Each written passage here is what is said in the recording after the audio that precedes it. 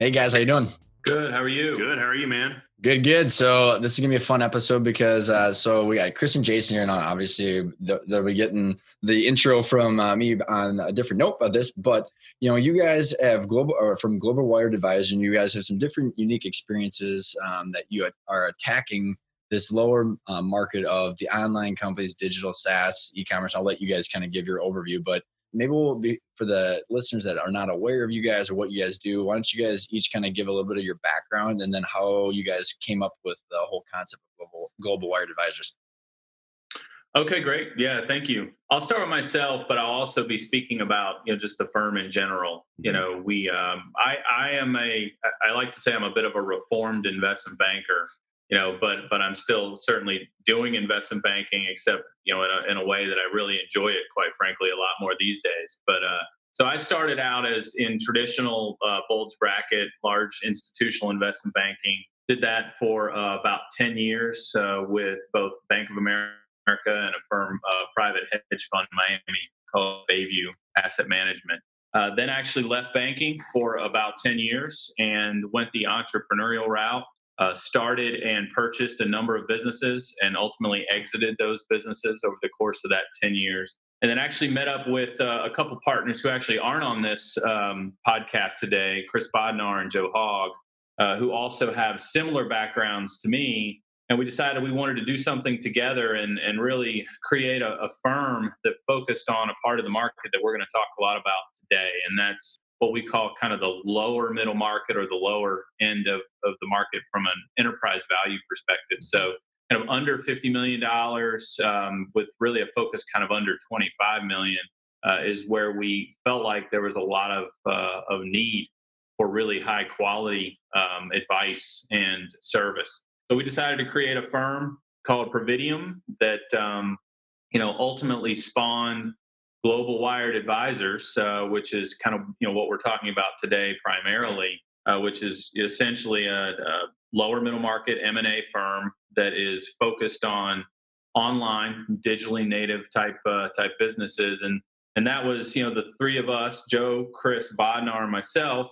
We actually met the other partner who's here on the podcast today, Mr. Shipferling, and really felt like he would be a great addition and really a big part of helping launch and Global Wired and helping it be successful. So, Chris, I'll let you get back.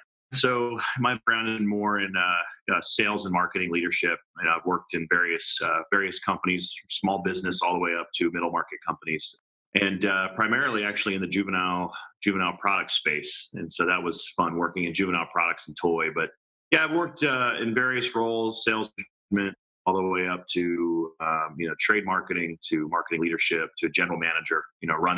Running a company for a Spanish-based, Barcelona-based company here for them in North America. So a couple of years ago, I pivoted my career, really my entire career, and moved it towards a focus on digital marketing, Amazon consulting.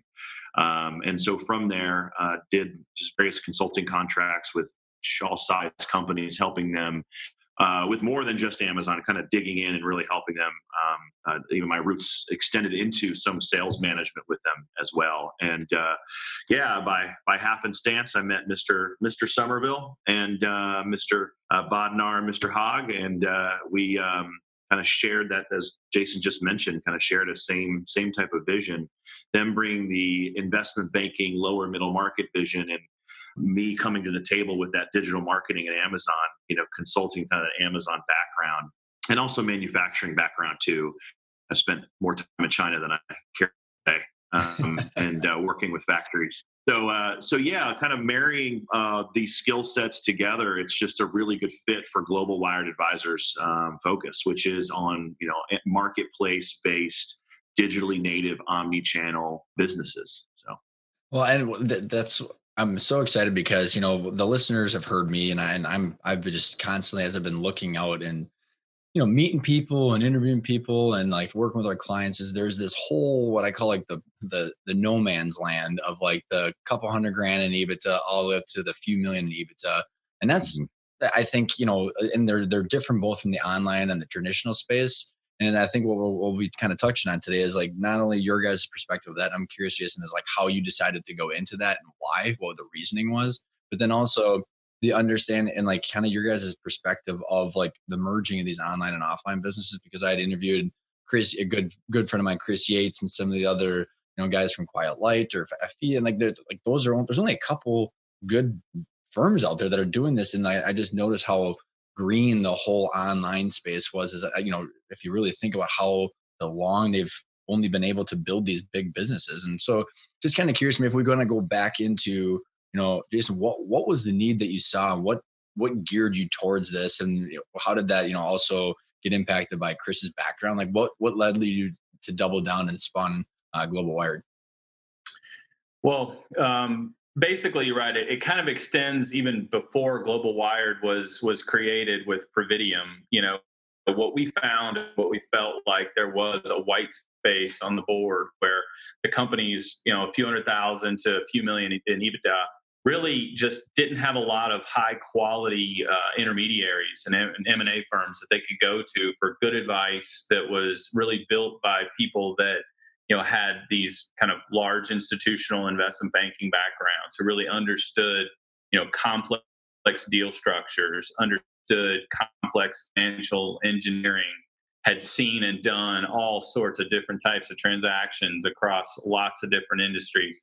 And that's really what we felt like we could bring down to and help these business owners. These are mostly family-owned businesses, owner-operator type businesses, and felt like that market really deserved better, and felt like we could be the ones to help elevate that from a traditional sense. And then, quite honestly, as we were doing our work at Providium, we started to have more and more opportunities that were focused around online businesses, and as you said, the kind of the merging of traditional and online, more traditional businesses who are expanding into e-commerce, and looking at that as being really a channel that really needed focus. I mean, anybody, especially that's in consumer products, if you're if e-commerce is not part of what you do, you're obviously well behind the curve already, and you should certainly catch up. And I think we all are fairly aware that e-commerce is a growing part of retail in general. It's the growing part.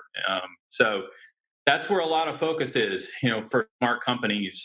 And we felt, number one, it was something we wanted to really focus on as a firm, but also felt like you couldn't necessarily just treat it the same way you treat everything else. It's unique in terms of its structure. It's unique in its risks. It's unique in how you analyze it. It is kind of its own thing. And so we felt like, it deserved kind of a singular, secondary, and kind of separate effort, not so much secondary, but a separate effort. So we launched Global Wired, and we felt like, while, the partners of the firm already, Chris had really, really strong investment banking ops, backgrounds. What we wanted to do is bolster our capabilities around the technical side of e-commerce, digital marketing, that sort of thing. And so that's where Chris became such a great integral part of launching Global Wired, because he had a lot of that coming in and could really help us serve our clients really well. Yeah, I was just going to echo that too, and say that the four of us just work tremendously well together in that it's the investment banking, it's the ops, and it's the technical side, et cetera, and even just all of us have been small business owners as well. At one time or another. And so we also really understand that mentality and being on that other side. Mm-hmm. So obviously that helps. So let's go back to Jason, you mentioned like the complex deal structure. So like here's maybe I'll kind of tee it up and give you some context for where my question's coming from is, and that's what I've learned along my journey over the last 5 years and going through what I went through. But like the traditional lower market, typical, in the main street, there's buildings involved. So heavy related on SBA, the banks have more collateral than they know what to do with because, they're super friendly with lending. Right. And then you've got the online space, and you just I looked at all these numbers, you go, okay, so now the SBA loans have kind of started to trickle into the e-commerce, right? Where there's some more progressive banks out there giving some funding to free cash flow because they're starting to understand these businesses a little bit more. But what I've noticed is you got the main street or the lower market, and you go, oh, there's the 3 to 5, or if you get a little bit higher, there's the 7 multiple, and you get some bigger companies because more collateral, et cetera, right? But then you go in, and I'd be looking at my clients who you have literally 35 million in revenue, and you're doing a couple million in EBITDA, 2 or 3 million. And it's a lot of work. You got a lot of employees, a lot of stuff. But then you go on to these online companies, and you're like, they have 2 employees. They're doing 4 million in revenue and 2 million in EBITDA, but yet the multiple is only 3. So I think, just kind of put a pin in that, we kind of get back to like the value drivers and the risk associated with this stuff. But then kind of going back to the reason for my question is the complex deal structures that you're talking about. I think, when you get into the more, and that's where you and I and Chris were talking about bringing the more skilled knowledge of that stuff to the lower market. What do you mean by that? What space did you come from? Like, what were the size companies and like the deal structures? And then what do you see as the opportunity of how to like structure some of these things that, typically there has been no intermediary or banking that has allowed that stuff to be possible? Yeah, I mean, my background as well as the other partners in the firm is multi-billion-dollar deals. Historically is where we spent a good bit of our careers. So with institutional, Fortune 500 size companies, and within those types of transactions, whether they be M&A type deals or debt capital markets deals or equity capital raises or collateralized debt obligations, all of those things we can kind of run the gamut. So, everything from, let's say an M&A deal that happens to have 5 different classes of securities, 2 classes of preferred, as well as, kind of a roll from the equity roll from the existing owner and, all of that type of stuff, how to tranche out a deal, how to work out, an option or a warrant structure, all of those types of things, which may be completely Greek to your listeners. I don't know. But that's the kind of thing where you start getting into this financial engineering and structuring, where really the reason why it matters is because, number one, it opens up your options as an asset holder. It gives you a lot more to work with. It gives you a lot more possible deals that you can do and be happy with. And then also, usually what it does is it gives you access to more value. It gives you access to understanding, well, I can actually tranche up my risk here and work out and end up with a better overall outcome than if I just go at this plain vanilla. And this is the only thing I know how to do is a plain vanilla deal. And so therefore I'm stuck with one outcome, the end. And so it's about choice really, and it's about value. So we could get in the weeds for hours on kind of the differences from a mathematical, and legal perspective, but to kind of skip over all that and why should someone really care? Those are the two main reasons. It's more choice, more value at the end of the day. Well, and I think you hit on a bunch of stuff, and that's what you said is kind of, it might be Greek to my listeners, but I've covered a handful of podcasts where we were talking about like the total cap structure and what that could look like, and like this one guy, what he had done with his PE recap, mezz finance, like all this stuff to get what he wanted, right? And I think that's where when we look at this marketplace that we're talking about, like the segment of the market, traditionally all it is a bank, right? They come in, they give you an SBA loan, which is 10 years of an AM schedule, and it suffocates the cash flow and puts a lot of risk on everybody, other than being able to, like you said, open that up. And like all, for the listeners that aren't familiar, it's just like a jigsaw puzzle, right? And then what I saw, guys, is that that knowledge always stayed in the higher market, right? So because I'm curious on your opinion on this is I talked to this one investment banker, I tried to bring him a deal every now and then, that was 1.1, 1.2 in EBITDA. And he will not even have a conversation unless it's over 2 million, because he's like, dude, it's $1 million a transaction. That's my deal. Even though he's brilliant and he's amazing, but so there's the whole, what is it that you're trying to accomplish with this? Cause the money is not it's not as large every transaction. So, and does that make sense with the financial engineering? Cause I just think that it's great what it's happening because there are more options and as things get more complicated. Well, I think there's sort of a couple of points there. Number one would be, I think that just from a personality perspective, let's talk about the qualitative side of things. I think that, all of us, really do value and enjoy what we do, and working with these smaller companies, working with these, family owned and owner operator businesses. We've done the Fortune 500 boardroom thing, and it was fine, for a while, and that's great. But we've now all moved on, to a different place in terms of what we really want qualitatively, out of what we're doing. And I will say, I've done a lot of things in my career, but it's incredibly rewarding, knowing that you really were a large part in what is most likely the most important financial transaction in your clients' lives. Most of our clients will sell their company or sell a company one time, most of them. Mm-hmm. And so that will ultimately be the largest financial thing that ever happens in their lives. Right. And so we take the responsibility very seriously. We're incredibly serious about what we do, even though we have lots of fun. And that for us is the really rewarding part of working with companies like this. So, and frankly, we think the market deserves our level of expertise. We don't think that just because you have, $1.5 million of EBITDA, you deserve crap service. Like that doesn't right. feel it's right. a good company, right? I mean, that's a lot. I mean, that's still a lot of money. I mean, that still puts you in the top 0.5% of earners in the country. So, it's not like you're, middle of the road there. But quantitatively, to be frank, I mean, innovation happens, for all sorts of reasons and in all sorts of ways. And I think that, we've built our firm and we're building our firm in an innovative way where we can not only provide this level of expertise, but, have it be worth our time and worth our energy. So, I think the key is you can't apply the same structure, the same thinking in terms of how you create your company from again, a global wired standpoint as you would to create kind of a traditional middle market investment bank. Mm-hmm. It doesn't work because those companies are structured to where they need to do deals that are 70, 80, 100 million minimum in order for it to be worth their time. Yeah, because they got overhead and all the costs. And so we structure ourselves so that we can offer the great service, but also, have each deal be smaller and have that still work for us.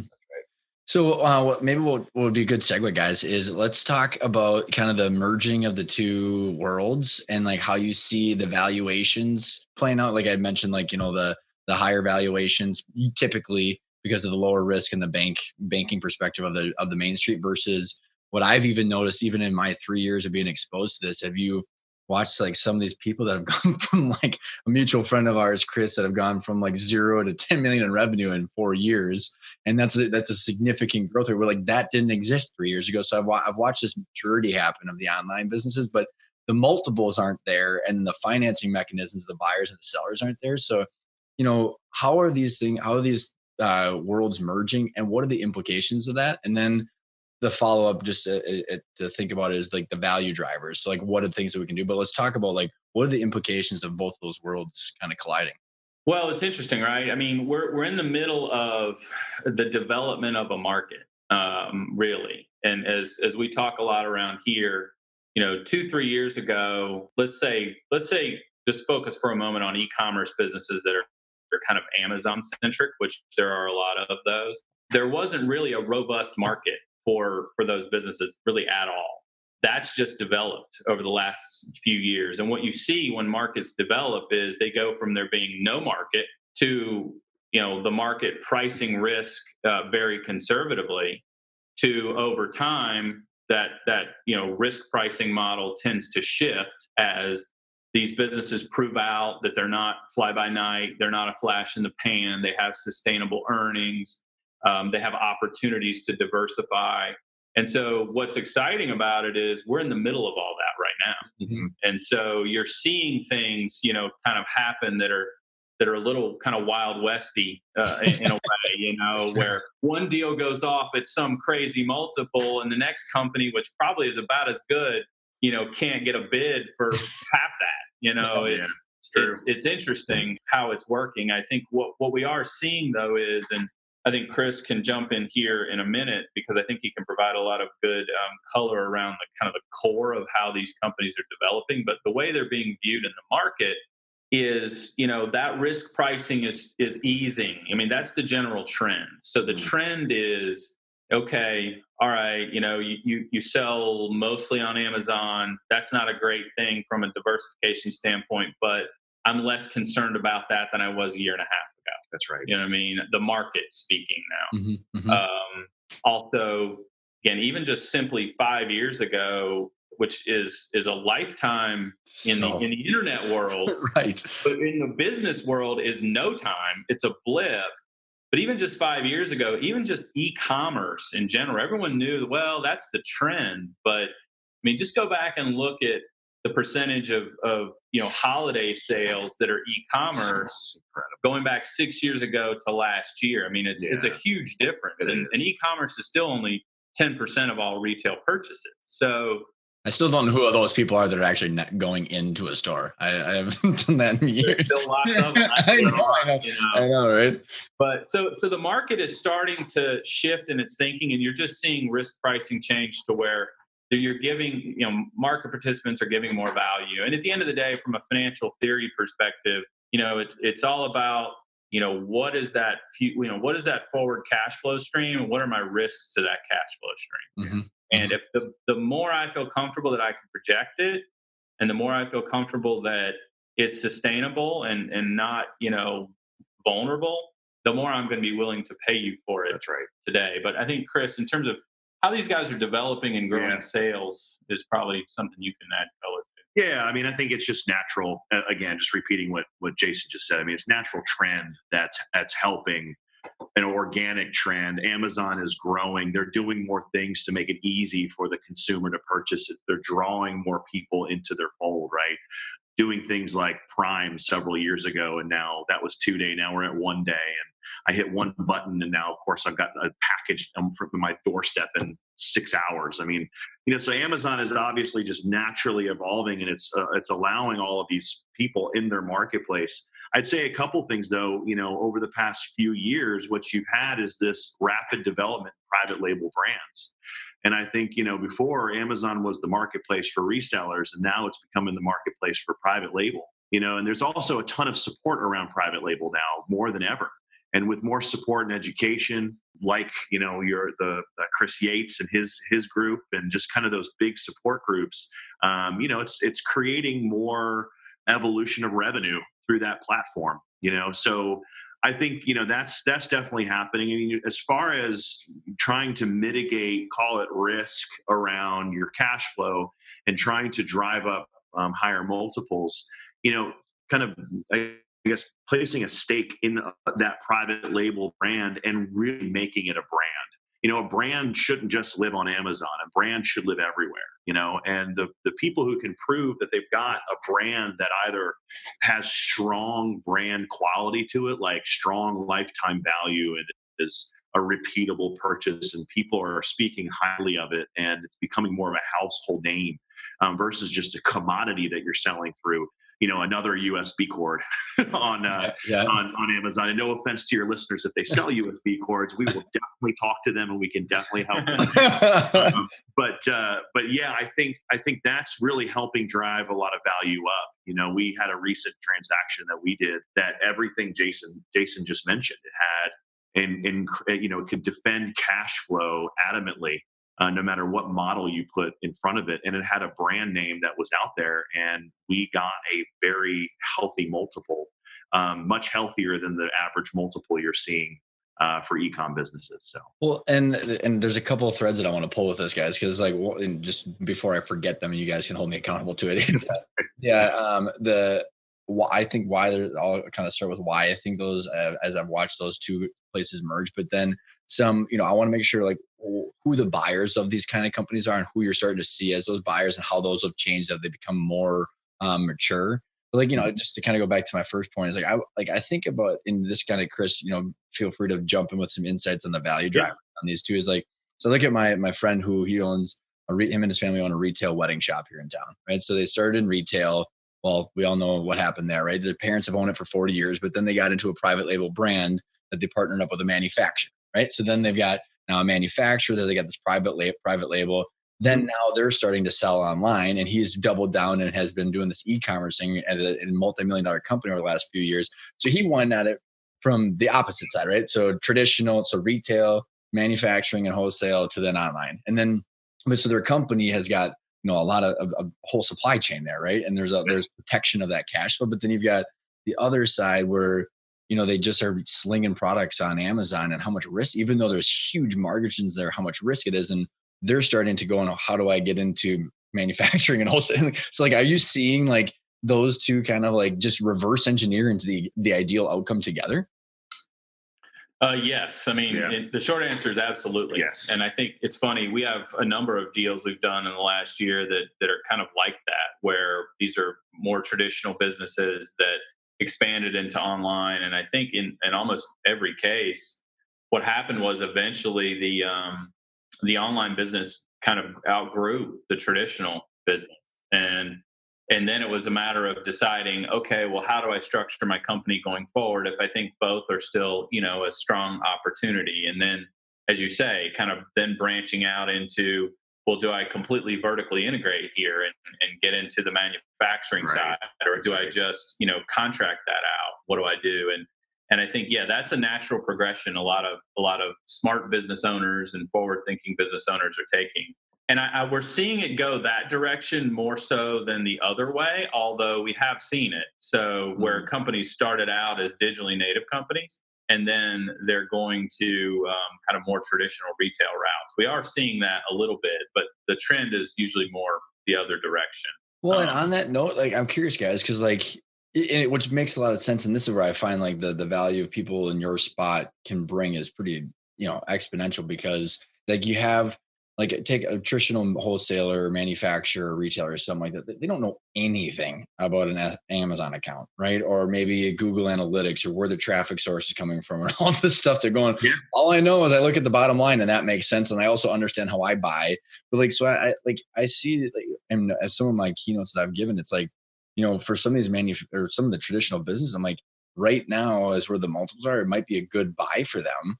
You know what I mean? So maybe I'll just flip two sides of the story, and then you guys can give your 2 cents on it. Because like, it's a good buy for like, there's a guy in my Rhodium community. He's rubber stamps, man. Like literally he's in his 40s, just kicking ass in rubber stamps. And then he's buying, e-commerce companies and like just totally 10xing it on that. But then because they're cheap, it's a cheaper way to build it yourself and acquire the talent and such.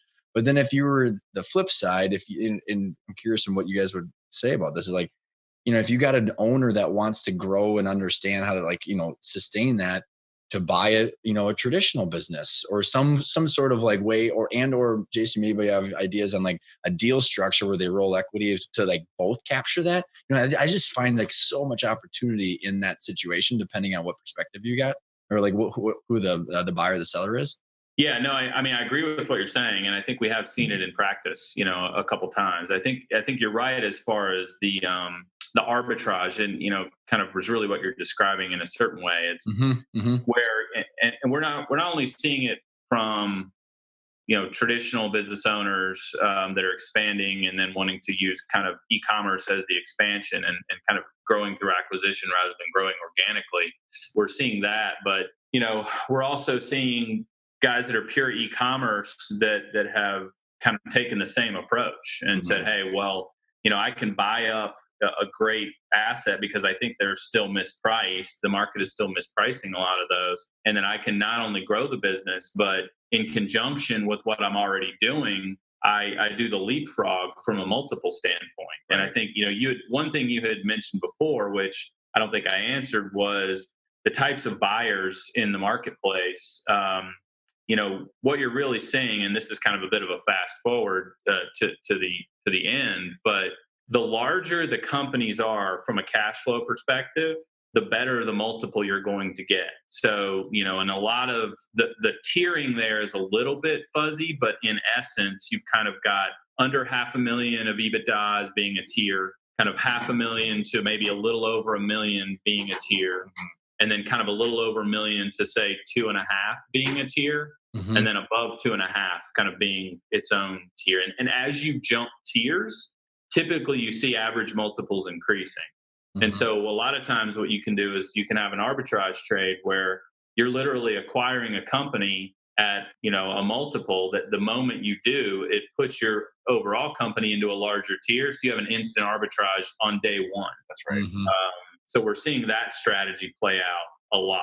And also to the point where you've even got some aggregators, is what we call them, that have started to come into the marketplace and really just be a collector of these smaller e-com companies in order to just bring them all together with an ultimate takeout to be determined, whether that's public market, larger private equity, strategic, whatever.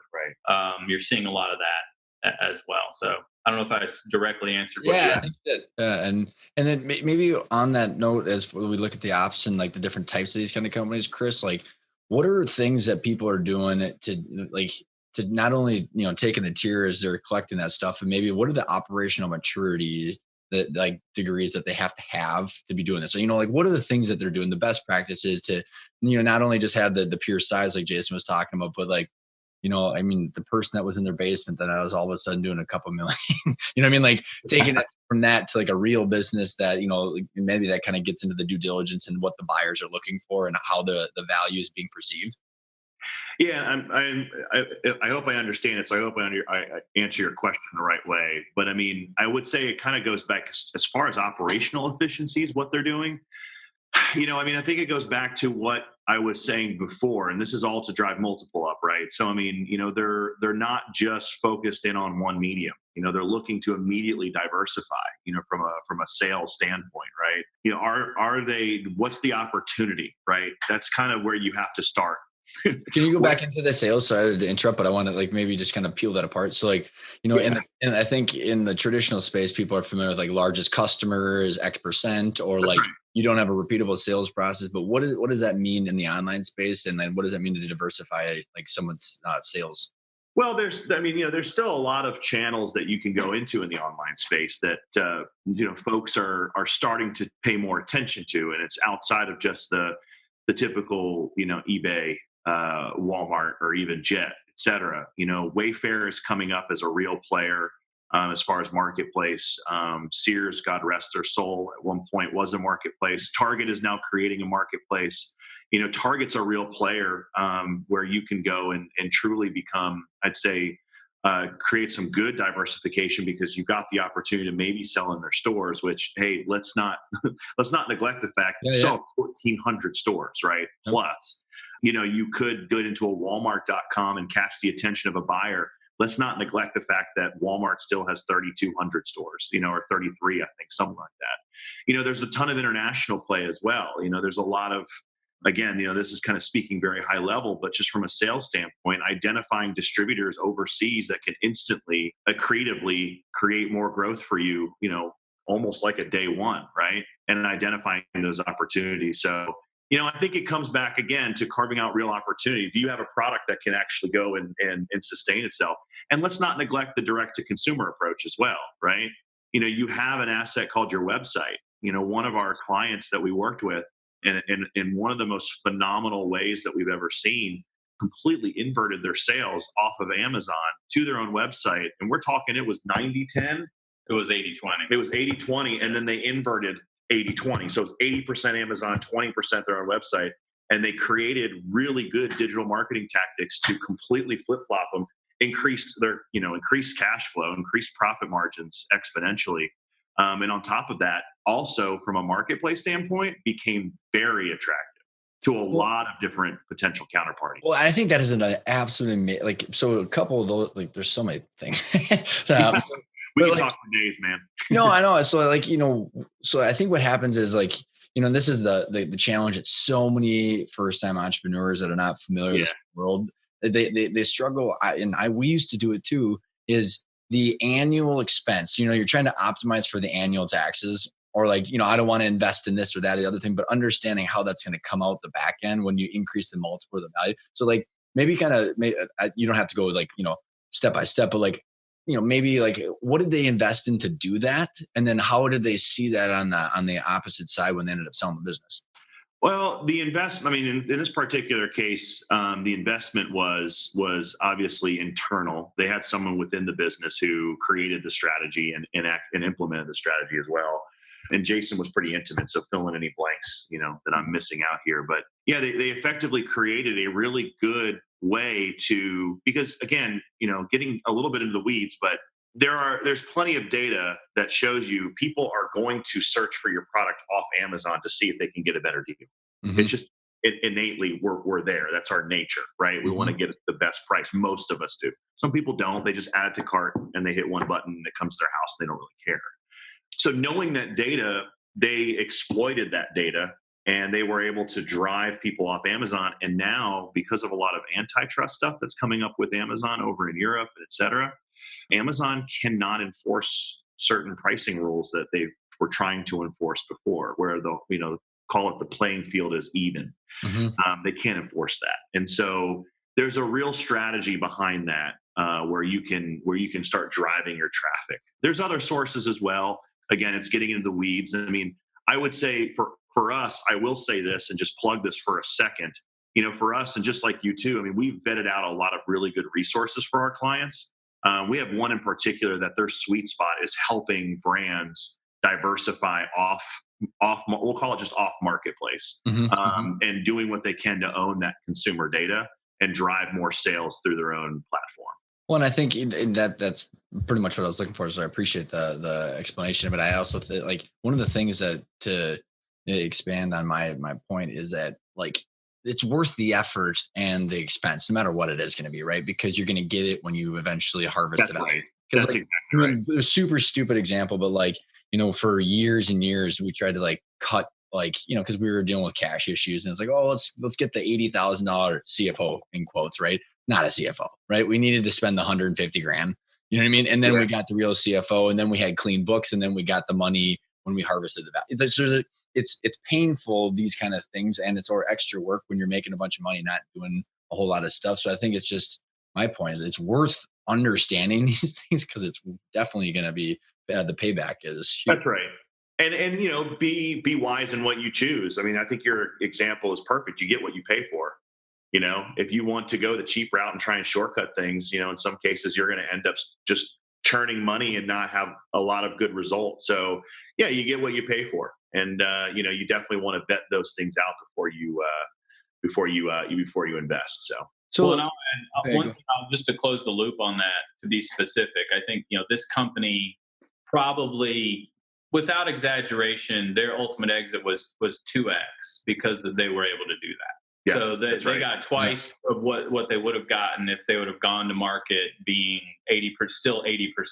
That's correct. So then let's take that thread then, Jason, like, and why, and what are the different, like, so maybe this kind of gets into your guys' process, and maybe I'll tee it up to kind of give you a couple different examples to say, but like, the traditional approach of a listing versus like, you were rambling off different strategies of not only somehow someone can diversify, but the way that I look at this stuff, guys, is like, that's also the investment banking role of like, if you didn't want to find a distributor over in Europe or something like that, that's a potential buyer, right? So there's all these different jigsaw puzzles that you can put together. And so, how, like, what is the process that someone looks through? And so why did that buyer pay that? And so what was it about that situation that buyer was like, this is less risky, I'm willing to pay more? And how did that fit into the puzzle of what they were trying to accomplish? If that kind of makes sense. Sure. Yeah. Yeah. I mean, I think you had a couple factors there. One is, I think that there's always going to be, or at least the market's willing to pay you a premium for owning your customer, right? So you own your customer, you have that customer data, and you can use that data to your advantage as you go forward and grow the business. So really, again, what the market wants to pay for is growth and growth opportunity. And what is that? What can that chart look like? So in this particular case, there was a lot of positive attributes for the company to begin with. So they had a very strong brand. By rotating, they ended up owning their customer. By owning their customer, that allowed them to have a much deeper, easier, I would say, product roadmap rollout plan. Yeah. Because you now have a brand loyal customer who you can market to right off the bat, and they're likely to be purchasers of your next 5, 6, 7, 8, 9, 10, products. And then they also were able to, grow their business. So put them into a tier where, you're going to have some more sophisticated buyers, and buyers who are looking for larger opportunities and can see the big picture a little bit clearer. I think that's one point that I will make, that, we'll call it the smaller end of this market, under $500,000 of EBITDA. The majority of your buyers are still individuals. And quite frankly, they're still individuals that are not terribly sophisticated in their own right. And so, it's a little harder to execute complex financial engineering and complex transactions when neither transaction participant can even understand what's going on. Right. So you've got those challenges. But as you get up a little bit larger than that, when you have, and that's been one shift in the marketplace, bigger, more sophisticated buyers, whether they're strategic or private equity or otherwise, are now willing to participate in kind of more pure online plays. They're used to this kind of stuff, and they're used to paying more value for things. It's interesting. That market is fairly binary. Either they really like something and they're willing to pay you, good value for it, or they don't like it and there's not a price where they care. Right. And so, Right. A lot of people don't understand that either. But so let's assume they like it. Well, that gives you real opportunity there from a seller standpoint to exploit. Okay, well, the buyers that are looking at my business are going to see value and see price a certain way and see structure a certain way, and so I can take advantage of that, ultimately. So, but those types of the more, whether you're an individual or an institution, the more sophisticated you are, the more you're going to really understand and value these kinds of attributes. Do you own your customer? Do you have a brand? Do you have a really clear growth plan? Or can you articulate a growth plan that maybe you can't pull off because maybe you don't have the capital or you don't think you have the expertise? Right. But you can paint me a picture of how I can pull it off because I have the capital and I have the expertise. That's right. They're going to pay you for that. And so that's where you start seeing companies really differentiate themselves in a marketplace where they're looking, to build something that has more value and ultimately get paid for that. That's right. Well, and it's super interesting. I totally agree with everything you're saying too. And like maybe there's a couple of things I want to touch on. One is the sophistication, not only in the operational growth strategy and laying that out and tracking it, measuring and all that stuff, but also the deal structure. And I think, I'm curious in what you guys have seen, because there's a dear friend of ours that he's helps in this space where all of a sudden I'm sitting next to Deloitte, right? So you got these people that have potentially they had like hobby businesses that blew up. And because they're that attractive to now these sophisticated financial buyers that understand growth and financial engineering, there's a huge upside, but there's a huge risk too. Because like the way that I mean, honestly, as I was kind of teeing you guys up before we hit record, is like, I didn't know what I didn't know, right? I didn't know what different, recap structures were like, or different kind of financing structures, or like all those things where these owners, they're used to playing checkers, and they are going to sit across the table from someone that is playing 3D chess, 3 boards, 7 moves in advance. So you don't even know what you don't know. And that's where I think, having the bridge between the two is unbelievably important from the ops and the deal structure. And I mean, I don't know what you're seeing as, from the people that you're starting to engage with, where can they start to put those stepping stones in place to like understand, to make it easier, and to honestly to value what you guys are doing? Because if not, they don't even know how to value it, because it's just like pixie dust otherwise. Right. Well, I think, like a lot of things, becoming educated is the linchpin, to getting to where you want to be. And I would say that you're right there. One of the things that it's part of having a developing young market is there's a real lack of education in the marketplace. Over time, as financial markets throughout the course of history have developed, that tends to correct itself, because enough people, get the short end of the stick, and they're in business long enough, and eventually they become aware of, all right, well, I probably need to educate myself a little bit more here. And so that's really, becoming educated is kind of the first and foremost thing I think you want to do. And how do you do that?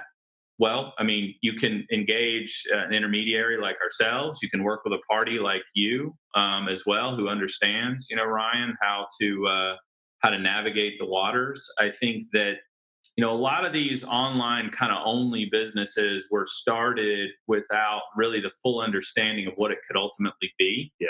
And I think that is definitely changing. People are now understanding, hey, wait, I've created something. Hey, wait, there's something here. We get that a lot. I've created something that not only, is a nice little, cash flow stream into my bank account, which is always cool, especially if it's not, the hardest job in the world. But I think I've actually created a sellable business here.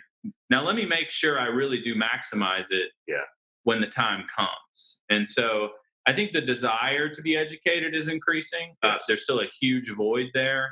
And unfortunately, if you work with the wrong advisors and work with the wrong, people, you're not going to have, the right kind of, we'll call it advantages when it comes time to get to the deal table. You're going to get taken to the cleaners, and that's just how it's going to work. So, there's a little bit of live and learn there for a lot of people, unfortunately. Give some like insight, Jason, on like kind of the process of like the for people that are listening, they're either experience or I think I've covered a lot on the show over the years, but like, the difference between investment banking and the controlled auction process and putting a deal together versus quote unquote putting a deal together and helping with the bank financing and do a handoff of another lifestyle buyer.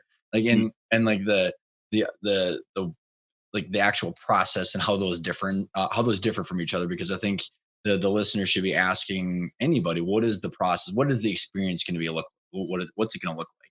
Well, kind of taking something that I would say is really the higher level M&A type process, which is really the way that we tend to run most of our transactions. You start out by gaining a really deep understanding of business, and going through a bit of we'll call it dress rehearsal, to try and make sure all of a client's ducks are in a row prior to going out and marketing the company. So it starts out with a really a full intimate understanding of the company where, for example, we become experts on it. And then also, if there's anything we identify in that process is, hey, like, let's take care of this thing or this thing or this thing, prior to us going out and showcasing the company, because we think that whether it's an investment in time or maybe an investment of money, that it's going to be well worth it on the back end. That's right. Going to be, you're going to get paid for this additional investment. So, that's part of it. That's the very beginning, understanding the business, getting it to the right place so that it can be taken to market and have a maximum outcome.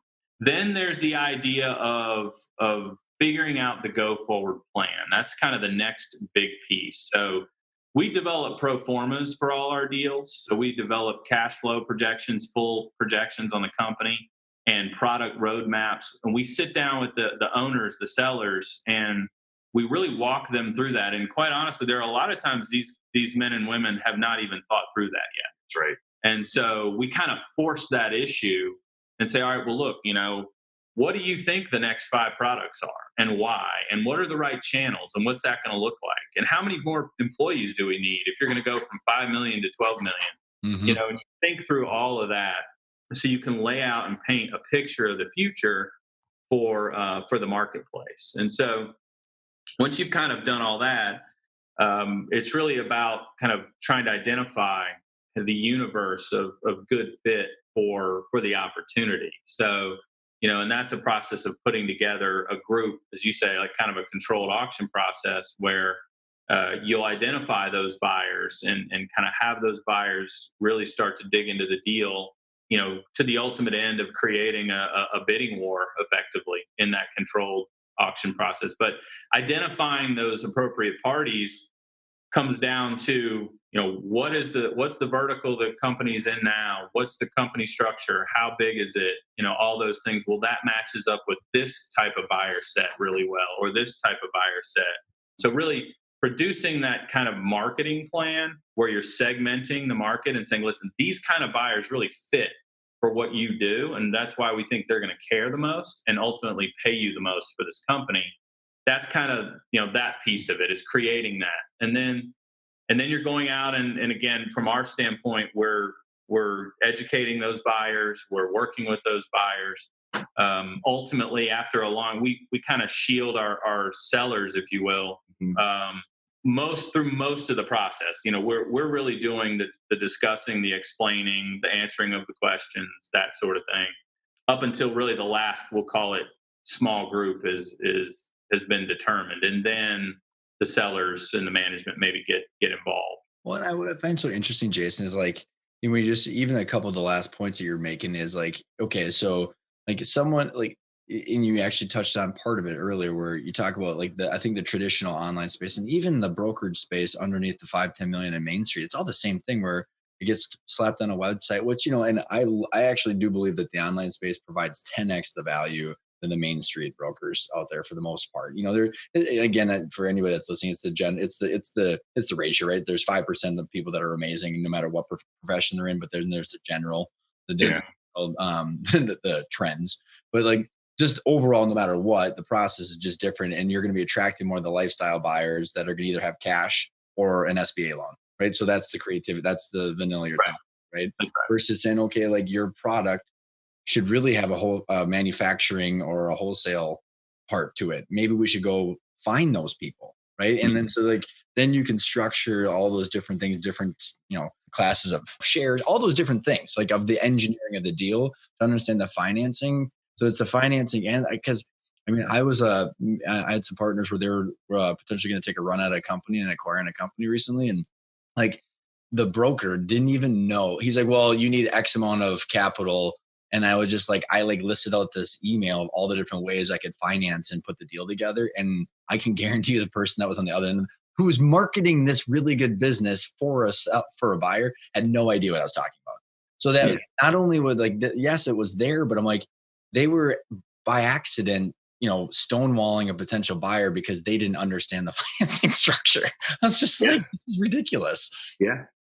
Yeah, and that's a good example of again, you kind of have a pretty big difference in why we wanted to enter the market both traditionally and from an online perspective, because we actually we've all dealt with it ourselves as buyers of businesses. Again, all of us have bought businesses before prior to what we do now with Providium and Global, and we've dealt with these kinds of people. And again, I think that the clear distinction is the brokers of the world, most of whom have never had any real investment banking experience.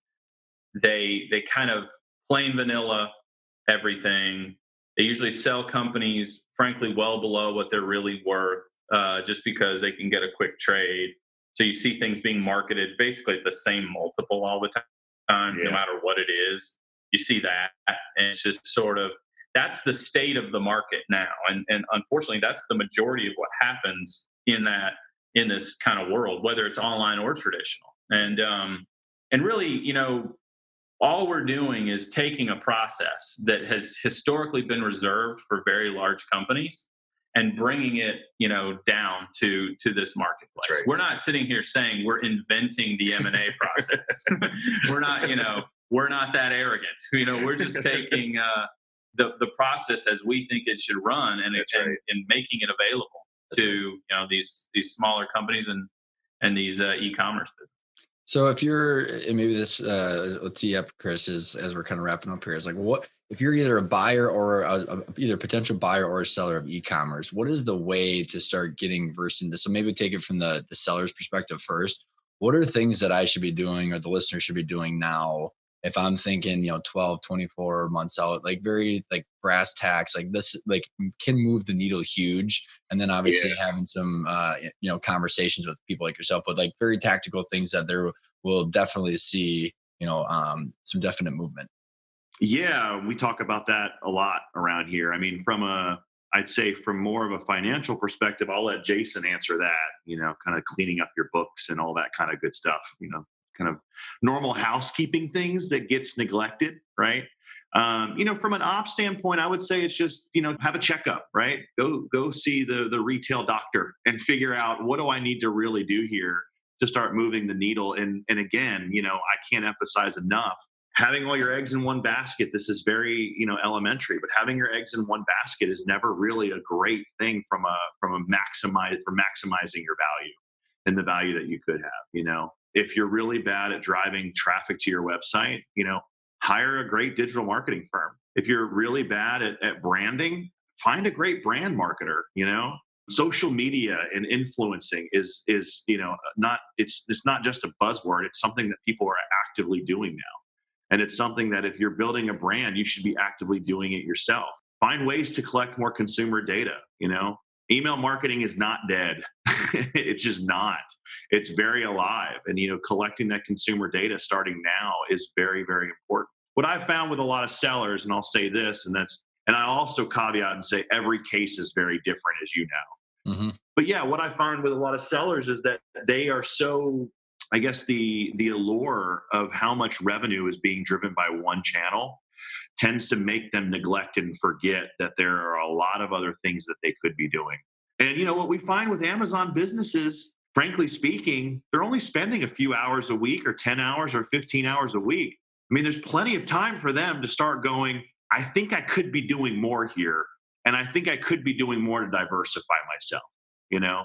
So, I'll throw up our hand and say we do have resources that we can help, as we're engaging with a client. We just like you, and you build your advisory team, and you've got incredible resources for your clients. We have the same thing on our end in terms of what's needed to really help them invest in the right things to grow their business and to grow it in a way that like we just talked about this in this podcast, they're going to get that back on the exit. Awesome, guys. How about Jason? Anything from if actionable from a seller's perspective on anything from cleaning the books, or any good resources even for people to pick up and learn? What you and I the exposure that we've had of the crazy mechanics of the stuff. They don't have to be an expert, right? But I think what I always say is know enough to have at least a little bit of a conceptual understanding, so that way you can have a conversation with someone. Anything actionable that you'd leave the listeners with?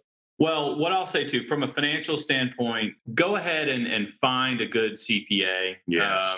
And keep books that are very clean. It will absolutely pay off. You don't have to pay a CPA that much, to do. What I would do is I would hire one, and we know a number of them that are familiar with e-com, and we can always refer people. But honestly, any decent CPA can do this. The books for these companies are not complex. I mean, you don't need a KPMG to do your P&L. It's fine. So, but what I would do, honestly, I would have a CPA on a monthly basis. Basically tie out your books and have monthly P&Ls that are accurate and effective. You can read, not tied into your personal PayPal account, right? Yes, exactly. Yeah, too. Separate bank accounts. If you haven't incorporated, please do. Have it. Do all those things. And I'm sort of skipping over that, but it's true. I mean, we have had clients that really have run their business as a sole proprietor, and they don't have an LLC or an S corp or anything. Yep. It complicates things. I mean, and like anything else in life, right? It's like if it takes a small amount of effort to get a large amount of positive outcome, then it makes sense. Mm-hmm. And I think that really the ultimate reward, for example, if you're able to grow your business to a point where instead of doing 200,000 in cash flow, you're doing 500,000 in cash flow, or 500,000 you can grow to $1 million, or you have an active social media campaign, and you have a brand, and you've kind of done these things. You're talking about many multiples of your EBITDA is what you're going to realize on the back end. Yeah, so that's right. These are things that, especially as this market develops, what we're already seeing is a true bifurcation between companies that are really getting it and who are really, have their act together, and companies that don't. That's right. And the ones that don't are kind of getting left at the altar, quite honestly. Yeah. And the ones that do are really being paid more and more for their value. So the reward for that work is getting better and better all the time. So, I think that, to be in then.